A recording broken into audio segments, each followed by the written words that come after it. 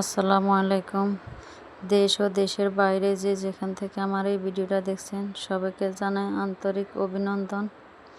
প্রথমে আমি এখানে আমার বেলকনি থেকে কিছু কাঁচামরিচ নিয়েছি।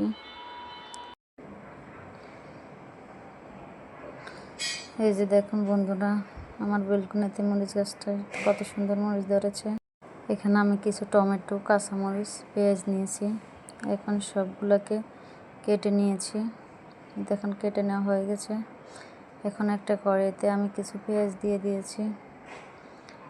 পেঁয়াজগুলোকে ভালোভাবে নেড়ে ছেড়ে নেব। পেঁয়াজগুলোকে আমি হালকা বাদামি করে নিব। তারপর সামান্য একটু জিরা দিব। জিরাটা দিয়ে আমি আবার একটু ভালোভাবে নেড়ে ছেড়ে নিতেছি। নেড়ে ছেড়ে নেওয়া হয়ে গেলে আমি এখানে সামান্য একটু হলুদ অ্যাড করেছি। হলুদ দেওয়ার পর এখানে আমি সামান্য একটু ধনিয়ার গুঁড়া দিয়ে এখানে আমি কিছু টমেটো অ্যাড করে দিয়েছি। তারপরে কাঁচামরিচ দিয়ে দিয়েছি। এখন সামান্য একটু লবণ অ্যাড করে দিয়েছি। এখন আমি সবগুলো মশলাকে একসাথে ভালোভাবে নেড়ে ছেড়ে নিব।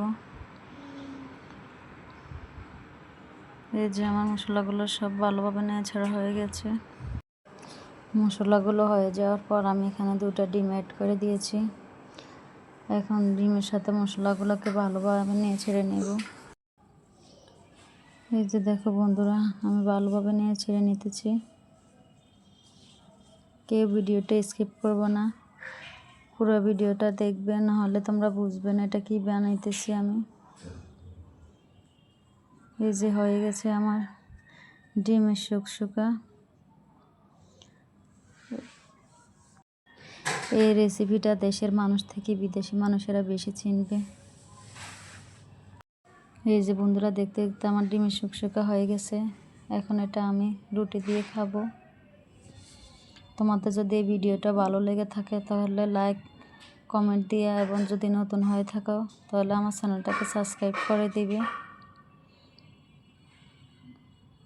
দেখো দেখতে কেমন লোভনীয় হয়েছে।